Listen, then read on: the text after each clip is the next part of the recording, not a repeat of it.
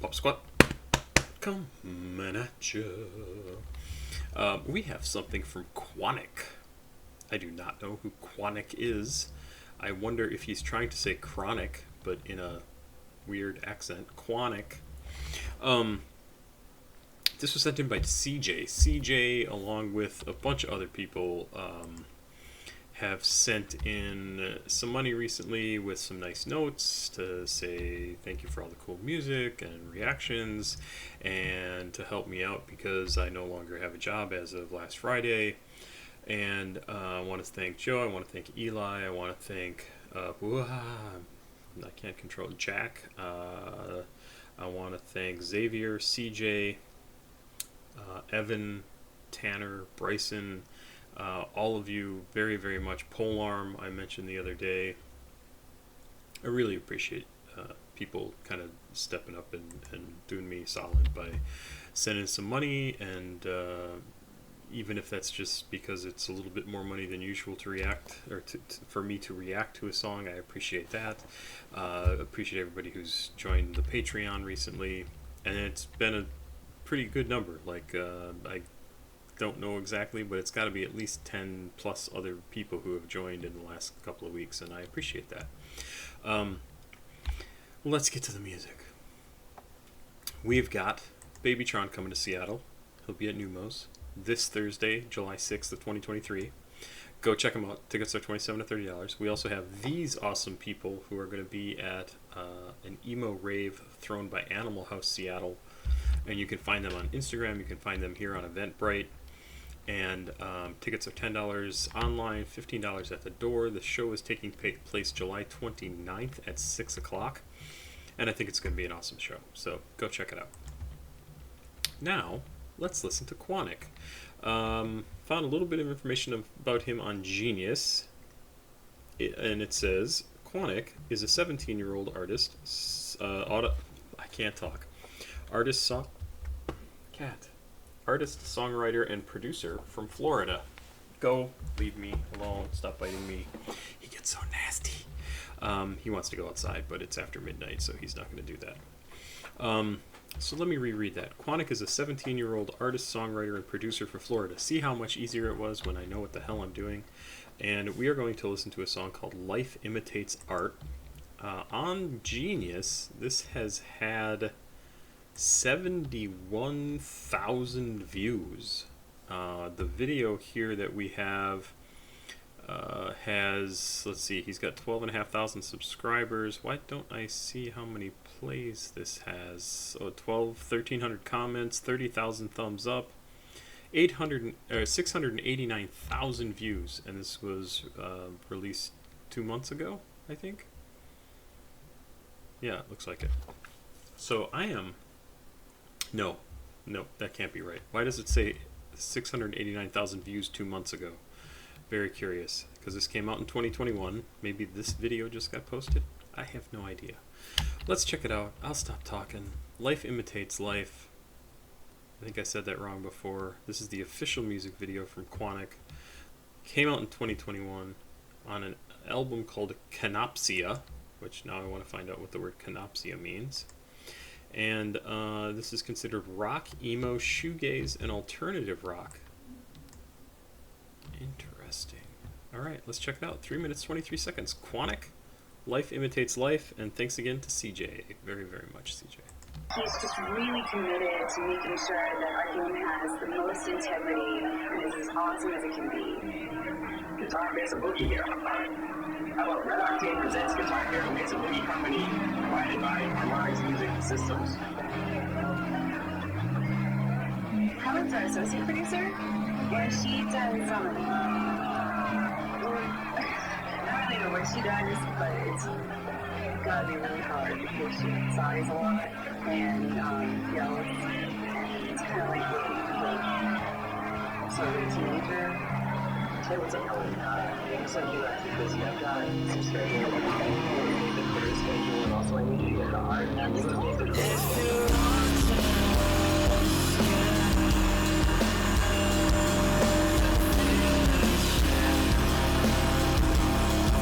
It's funny because this maybe my headphones are really loud, but I don't think I've really adjusted the sound on my headphones. This sounds very over, like louder than it should be, and I don't know if that's because of the distortion that's on this or what. Love the sound of it. It definitely has like kind of old school, not really, what was the sound, not grunge necessarily, but definitely like kind of a 90s-ish feel to the, just overall. Shoegaze, right? There is some shoegaze. I can see that with the distortion and the sound of the guitar and everything in the background, and his vocals are not as prominent as they could be. I like it. I mean, I'm 45 seconds in, and I think this sounds really good, and definitely of a time period that I like the music from that time. That's what I'm picking up on, right? It seems to be that sort of thing.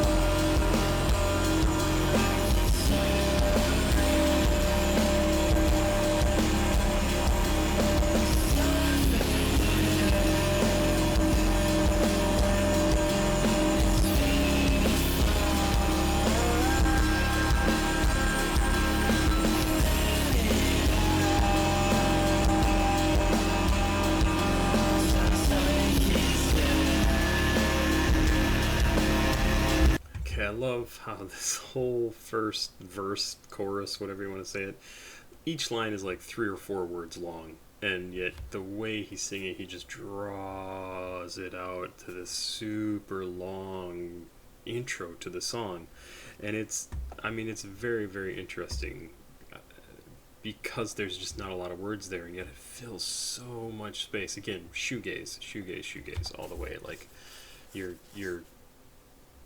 paying attention to something that doesn't need to be taking as much time and attention as you are giving it, and that comes through both in terms of how you are interacting with the song and how the song is presenting itself to you, and it's kind of cool. Let's get into the verses. It's all I thought.